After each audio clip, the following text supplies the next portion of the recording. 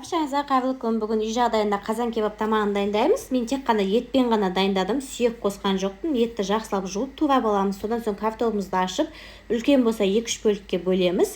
Тұзбен ғана араластырамыз. Басқа дәмдеуіш қосудың қажеті жоқ. Содан соң қазандағы қызып тұрған майымызға жаңағы жуылған етті салып, 15-20 минут қуырып аламыз. Жақсылап қуырып алған соң үстіне тұз және кинза дәмдеу үшін және лавровый листтің 2-3-еуін салып, үстіне бір бокал су, яғни 150-200 мг суды үстіне құямыз. Қазанның қақпағын жауып, газдың астын, яғни қазанның астын өте жай қоямыз. Ең жайыне қойып, 1 сағатқа қойып қоямыз. Етіміз жұп-жұмсақ, өте дәмді болып шығады. Басқа дәмдеуіш қосудың қажеті жоқ етке. Майды қыздырып аламыз осылай. Табамызда қызып тұрған майға картопты салып, бауырсақ сияқты етіп қуырамыз. Бұның да астын өте жай қойып қуырамыз. Сол кезде картопымыз таза піседі.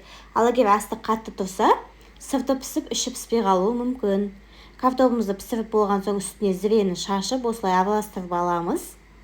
Міне тамағымыз осымен дайын. Өте дәмді әрі жұп-жұмсақ болып етіміз пісті.